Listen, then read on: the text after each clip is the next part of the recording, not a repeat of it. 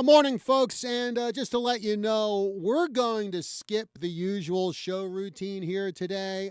No monologue from me because, we definitely want to dive in and talk about a big loss.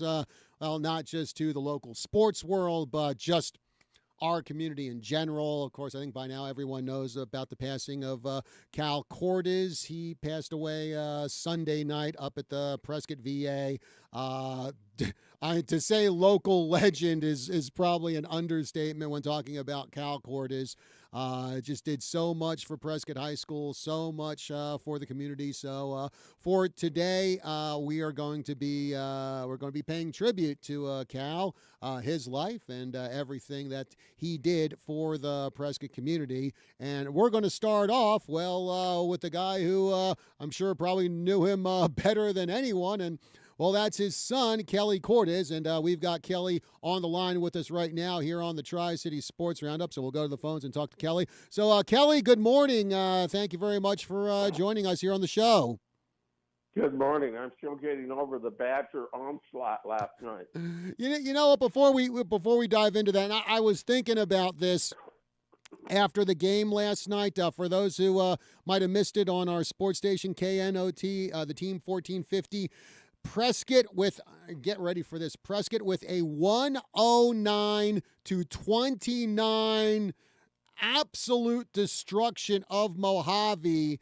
And on my way back home last night after that, Kelly, I was thinking to myself, what would Cal think if he saw a game like that? And I'm sure you could probably answer that question. Yeah, he would think, and the Badgers were hot last night from a number of different people.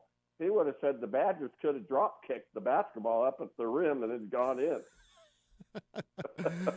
Well, I think Cal was probably looking down on everyone and watching that game last night, and Yeah. and maybe just wide-eyed going, I can't believe I'm seeing this Badger team put up 109 points. Yeah, with the fourth quarter running clock.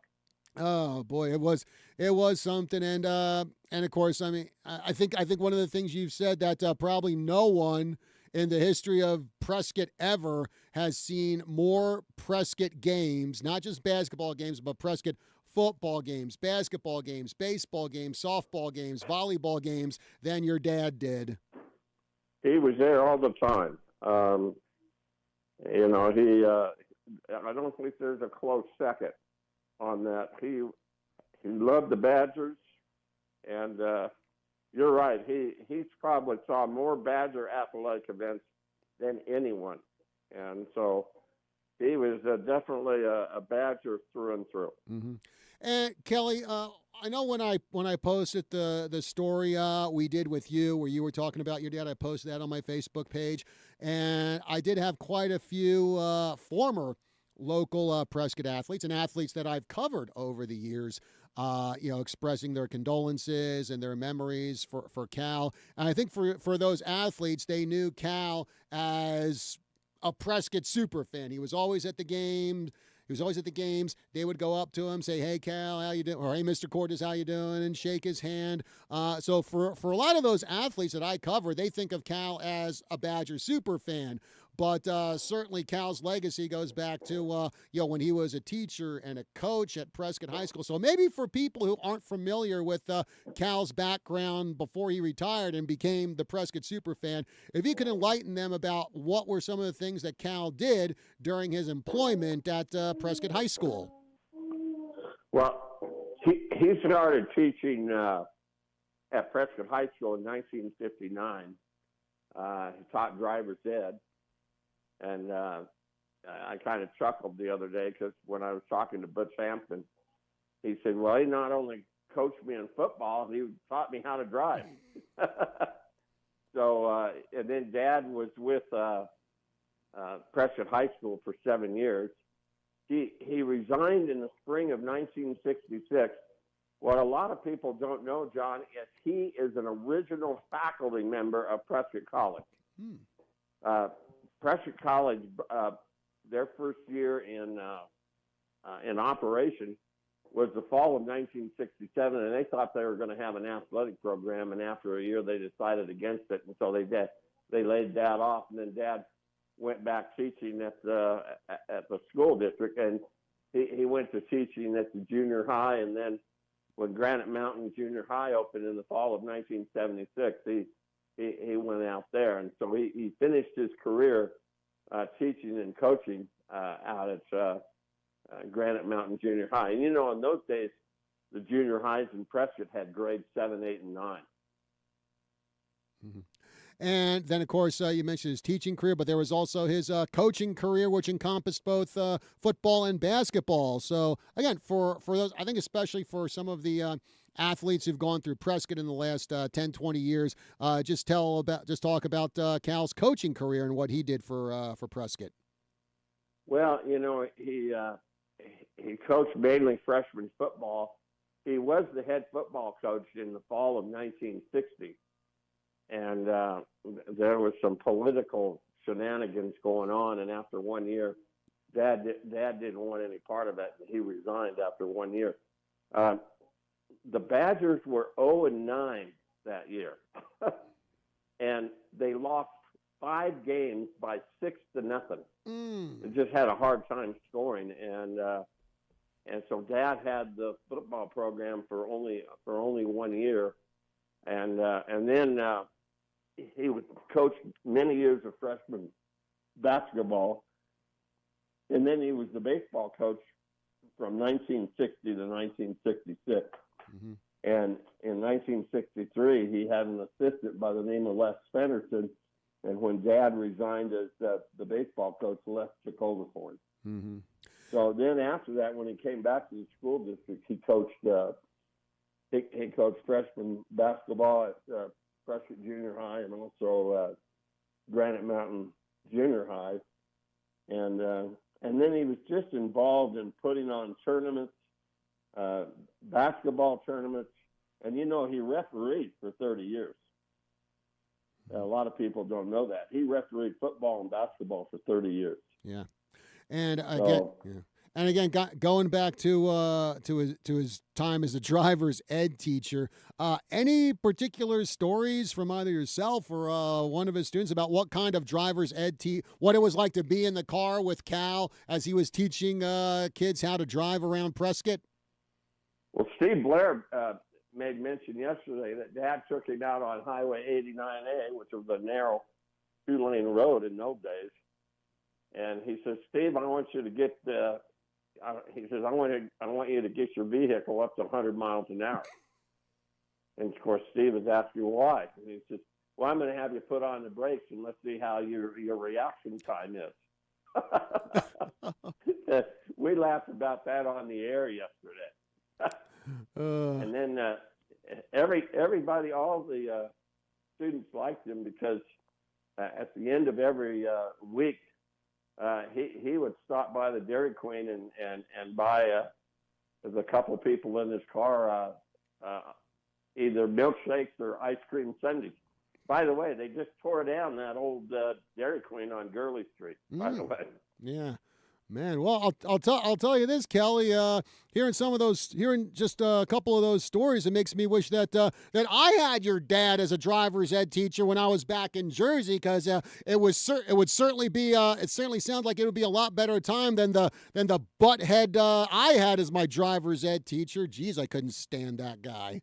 But well, Kelly, we're going to take a break here. When we come back, along with yourself, we're going to keep you on the phone here, but we're also going to have on the phone former Yavapai County School Superintendent and also former Prescott High School Principal Tim Carter. He's going to join us also, and he's going to tell some of his memories about his time involved with Cal Cortez. So again, folks, today here on Tri-City Sports Roundup, we're paying tribute to local legend Cal Cortez on our show. So we'll take a break, and we'll be back with more right after this.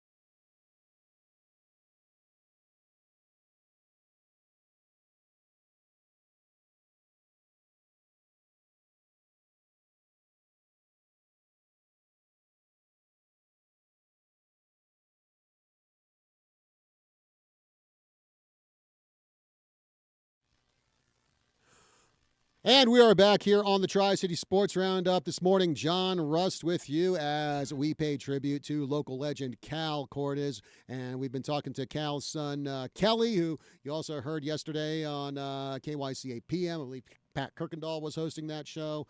And Kelly talking about his dad there. We're also going to hear from someone else who knew Cal Cordes very well, and that is the former Yavapai County School Superintendent, also former principal at Prescott High School, and that is Tim Carter. So we're going to go to the phones and talk to Tim Carter. And Tim, are you there? I am. How are you this morning? I'm doing okay, Tim. And I understand that you're actually on your way over to Kingman, I believe, for what might surprise some people. You're going over there for an archery contest today. That is correct. My grandson is ranked number 5 in the nation for his age group, and so kind of an interesting spring we have coming up. I can imagine. And well, thank you for taking some time out here to talk about Cal Cordes. And for those who may not be aware of your relationship with Cal, just talk about how you knew Cal and some of the things that you guys did together. Okay, be happy to do that. So Cal and Dorothy and Linda and I have been dear friends for years. Dorothy worked for me at Prescott High School. She taught English, and of course, Linda and Cal both taught at Granite Mountain Middle School. Linda taught PE, Cal taught PE, and they coached the sports for both the boys and the girls for many, many years. And then Cal and I officiated for about 25 years together, high school, community college, and university level football and basketball. So I definitely have some Cal Cordes stories to tell. Well, don't keep them to yourself. Maybe share like your top 2 or 3 Cal Cordes stories. So this one was just kind of an adventure. So Cal and I were officiating high school on Friday night, and then either community college or university football on Saturday night. And the same thing with basketball. We had an assignment to work the Phoenix College Navajo Community College basketball game late in January up in Saline, which is just a few miles from the Four Corners in a beautiful area of the Navajo Nation.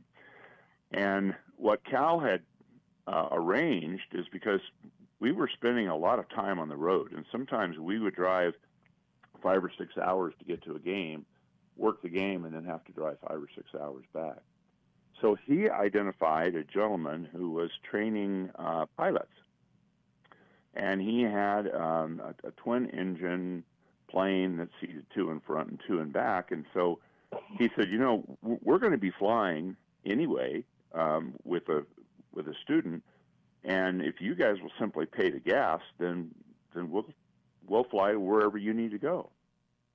So we'd been down to Yuma at Arizona Western. We'd been over to Thatcher at Eastern Arizona. Been down to Douglas, to Cochise.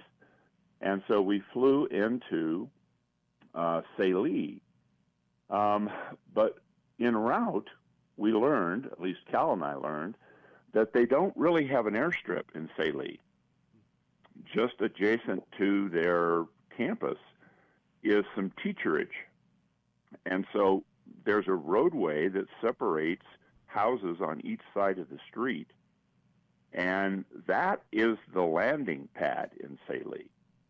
So we were going to land between these 2 rows of homes, and it was probably, half a mile or so. Mm-hmm. And we didn't have any problem getting in, but once the game was over, we obviously had to fly back out. And the lights were basically lights that people would turn on the lights on their vehicles.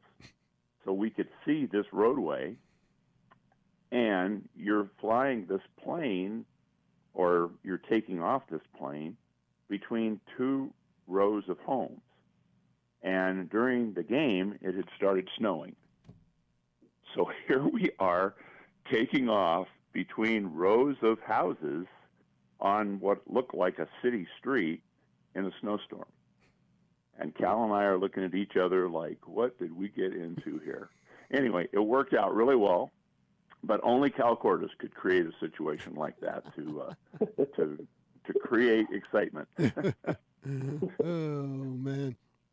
So again, as Kelly was talking about his dad as a coach, his dad as a teacher, you refereed a lot of games with him. So what kind of referee was Cal Cordes? Cal Cordes was an exceptional referee. People respected him because they knew, number one, he was a person of character. Secondly, he would communicate with people. I mean, he would share information with them, and sometimes in today's world, you don't see officials doing that, and I think that was a real advantage that he had. He covered the play well. He realized that mechanics of where you are in relation to where the play is and where your vision is extremely important. As partners, you kind of have to work together because back in those days, you didn't have 3-man mechanics. You had 2-man mechanics. And about halfway through our joint career is when the three-point shot came in basketball. And so all of those things were kind of new dynamics, and he caught on to those things very, very quickly. Mm-hmm. But there was no doubt in anybody's mind on that basketball court that he was in control of that game. There just wasn't a doubt about it. But fair, honest, above board, congenial with people, an outstanding official, no doubt about it. Any particular incident that sticks out in your head of Cal having to deal with, say, either a coach or a player who got really irate and maybe had a meltdown there over a call or a play? Well, there was one particular game that I can remember, and it was at Mayer High School, and it involved a school, and you guys will remember this name. They're no longer a high school, but it was McNary High School. McNary's up in the White Mountains near Pine Top, and McNary had a very, very good basketball team, and at that point, Mayer did too. And this was kind of a late season game. And there was an issue that actually I had with one of the two coaches. And it centered around some comments that actually had been made in the stands from the various fans from the two schools.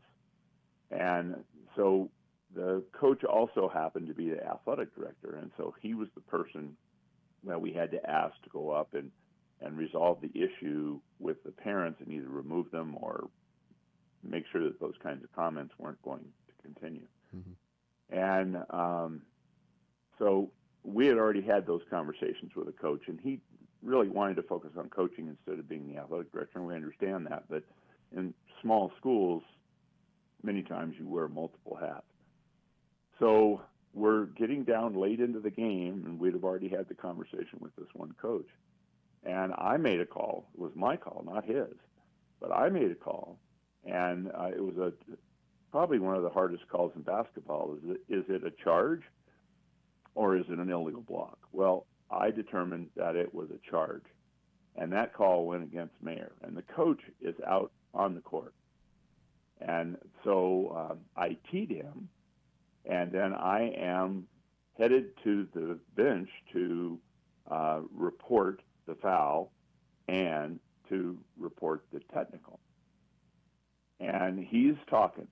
Coach is just talking, and I've had it. I'm done listening to this.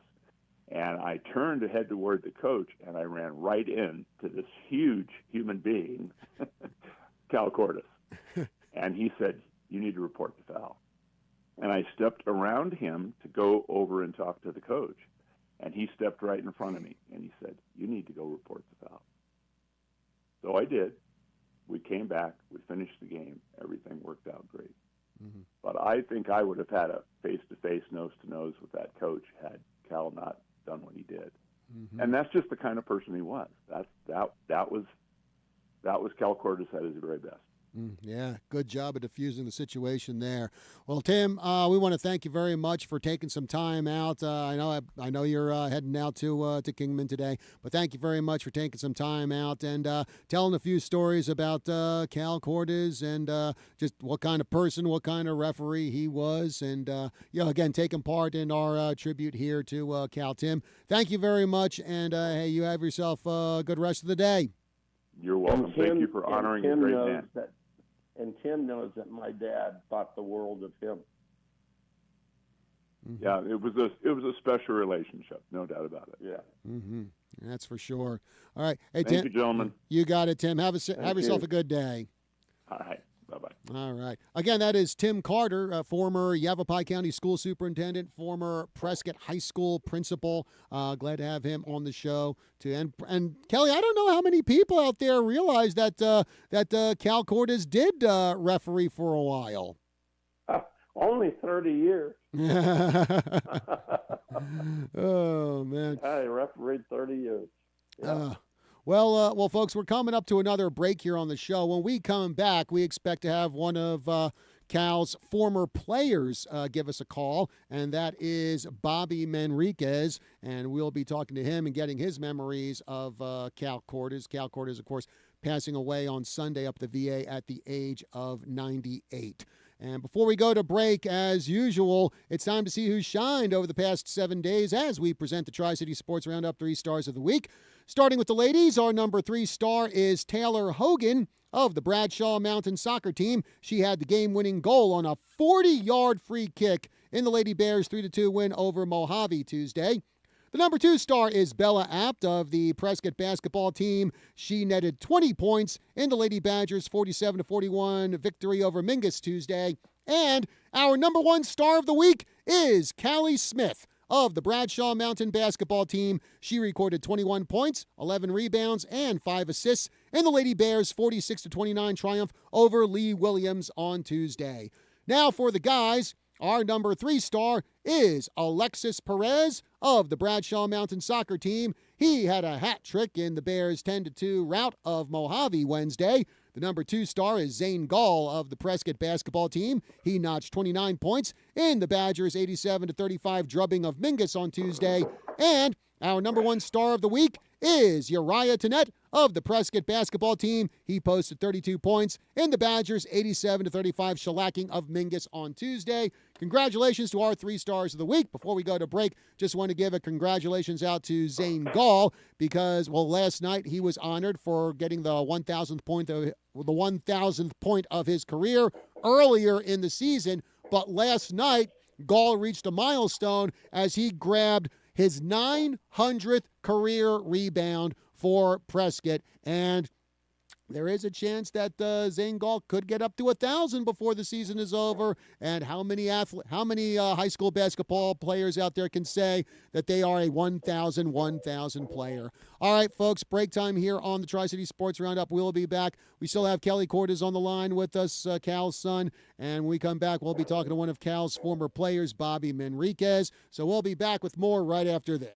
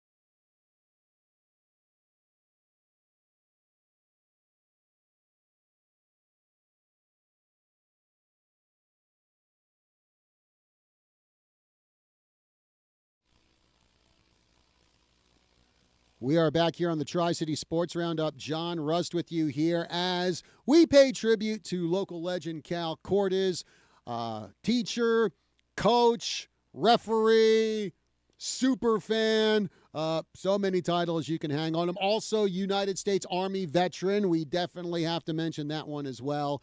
And now we're going to go back to the phones, and we have one of Cal's former players on the horn with us, and that is Bobby Manriquez. So we'll talk to him. Bobby, good morning, and thank you for joining us here on the Tri-City Sports Roundup. Good morning. Glad to be here. Okay, so Bobby, for those who may not be familiar with you, if you can just tell everyone what your relationship was with Cal Cortez.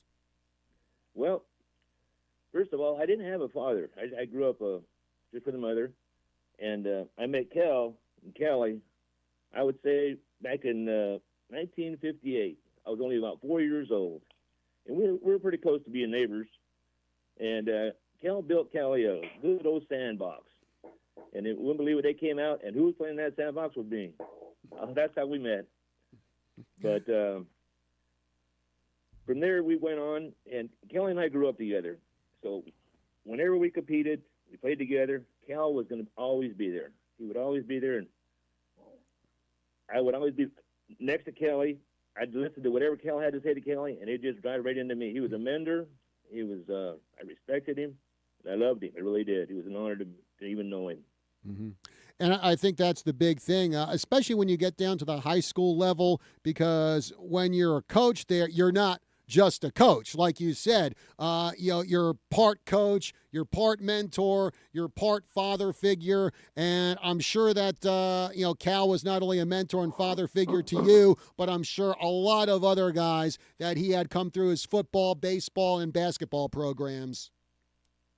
That's true. Yes, it is. Every time we get together to have a lunch, or he'd just see me. He'd just see me walk around in sports. He'd come to me and give me advice. He'd talk to me and tell me, you have a career here. You don't need to be horsing around and hanging out with the wrong people.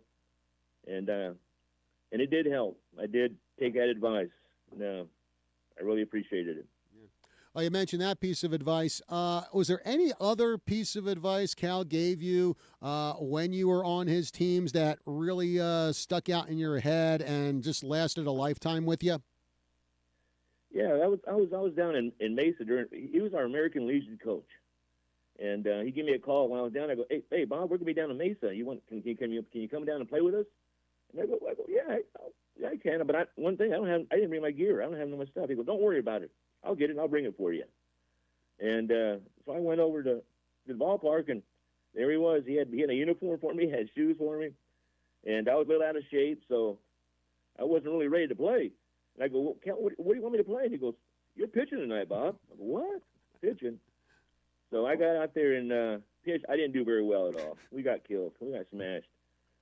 But he told me, he goes, Bob, you got to take care of yourself. Even in the off season, you got to keep in shape, because these things can happen, and you let down your whole team. But remember, you're there to grow and to be better. And I really took that advice. Mm-hmm. And it did help. Yeah, and again, that's definitely some insights into what kind of coach, what kind of person he is. Any other aspects of Cal's coaching skills that really stuck out to you? One really big one here is when we'd go to lunch and we'd talk, and he'd always advise. He'd ask me, as we grew up, what are you doing now, Bob? Where you at? How's it going? I said, well, I'm down in the valley now, and I'm getting into umpiring baseball. He goes, yeah, you are? He goes, yeah. He did basketball and football, but his knowledge of an attitude of an umpire, he knew. He goes, Bob, I have one advice for you. This is the best advice you can have. He goes, remember, always take control of the game early. Don't wait around. And when I get out there and umpire, and the first fan or parent I heard say something, I'd go to that coach right off the bat, first inning, and tell him, and that coach would take care of it, or I'd take care of him. And that was the best advice I ever got. And I never had any problems umpiring. Mm-hmm. I umpired for 30 years down here in the valley. Man, oh man! So Cal was an official for 30 years. You were an official for 30 years. Boy, talk about following in Cal's footsteps. You certainly did that. Exactly. Yeah, and Kelly, I believe you're still with us out there.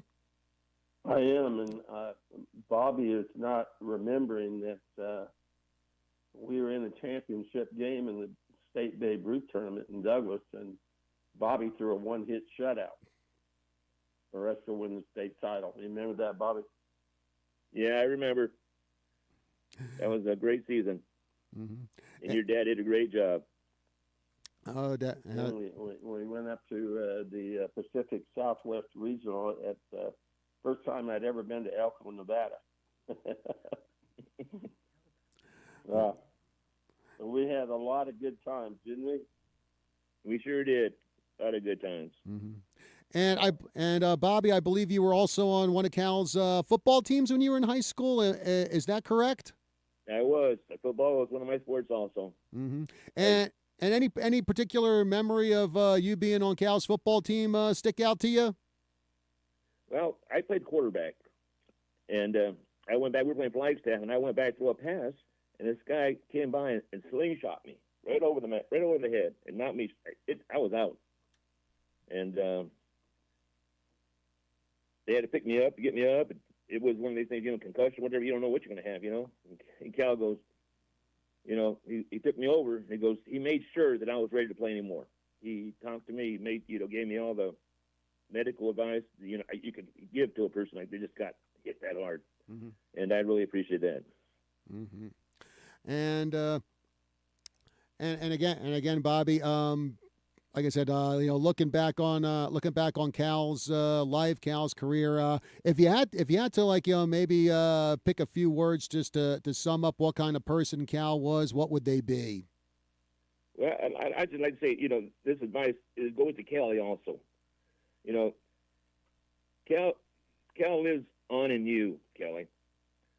His lesson your dad taught you, the love he gave you, the way he cared for people, all those good things live on in you, Kelly. I know it's hard to say it goodbye. Yeah, you're causing me to tear up, Bobby. My heart goes out to you right now. Cal was somebody special to have raised a great son like you. Yeah. Sorry. I think if we summed up, because he had a great love for people, he did. His life could be summed up in one phrase: life of service. Yeah. Yeah. Definitely. Very service oriented. He learned that from his brothers and sisters, and also his parents. So.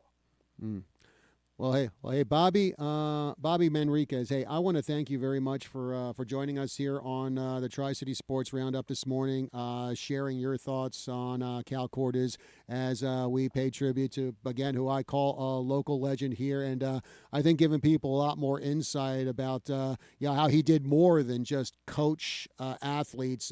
He gave them some great advice that lasted throughout a lifetime with them. Yeah, exactly. Mm-hmm. By the way, John, because we're now 50 years removed, the best athlete at Prescott High School in the early 1970s we're talking to. And it is certainly an honor to be doing that. Again, Bobby, I want to thank you. I want to thank you very much for joining us. And again, have yourself a good day. Thank you very much. All right. Again, Bobby Manriquez, former athlete under Cal Cortez. And, Kelly, I think, Bobby probably isn't the only one. I'm sure there are a ton of former athletes out there who probably have similar stories about all the advice and all the help that they got from Cal, not just for being an athlete, but just for being a person moving forward in their lives. I am, John, I am still learning from time to time. People telling me the impact that Dad had on him. Mm-hmm. I'm still learning that. Yeah. And in fact, a guy came up to me just a couple of weeks ago and told me before Dad passed, he told me the impact that he had on his life. Mm-hmm. And he wasn't an athlete. He was a student, 7th and 8th grade student that Dad had in PE at Granite Mountain Junior High. Mm-hmm. And, going back to what we were talking about earlier, how you said that probably that no one in the history of this town has seen more Prescott athletic events than your dad. It wasn't only Prescott high school sports he supported, because I would go out to Yavapai College and I would see Cal at baseball or softball or basketball games. I'd go out to Embry-Riddle and see him at basketball games out there. When we had the Northern Arizona Suns, he was in the stands. The Northern Arizona Wranglers, I would see him there in the stands. So again, he was a huge, huge fan of Prescott High School, but he was just a big fan of, I think, local sports in general. You are exactly right. Yeah. He loves sports, no doubt about it. Mm-hmm. In fact, and that rubbed off on his son.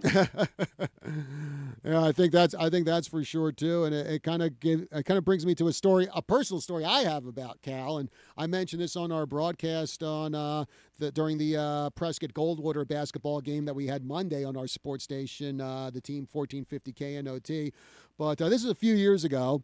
And I'm out at Yavapai College covering a softball game, and Cal was there. It's like, yeah, I'm just going to go down and sit next to the guy and watch the game and just shoot the breeze with Cal. And Yavapai had a pitcher at the time who I think last year was, conference pitcher of the year. And then that year she happened to be just struggling mightily. And Cal and I were talking about it. We're like, man, last year, this young lady, she was the bomb. She was untouchable, and now just everyone's hitting her. What's going on? And I say, well, Cal, she's 19 years old, and who knows what's going on in the life of a 19-year-old? And what does your dad say to me? He just turns to me and he goes, when I was 19, I was in the Army and I was in Korea. And I just looked at him and I just go, yeah, you know what? That blows my argument out of the water. Yeah. He was proud of his Army time, no doubt about it. And for people who may not know about his service, Kelly, we just have a couple minutes left to go on the show. Just tell us what your dad did when he was in the Army. Well, he was in the Army only a year and a half. After a year and a half, he went into the Army on July 1st, 1945. And of course, World War II was wrapping up, and he was sent for 9 months over to Korea, part of an occupational force. And he lucked out. He got over there right after World War II ended, and he got over there before the Korean War started. Mm-hmm. And he always liked to say that towards the spring of in 1945, the end of his high school senior year, he got a letter from FDR drafted him. Yeah. And so, but he did spend 9 months in Korea. And I think driving truck, by the way. Oh, okay.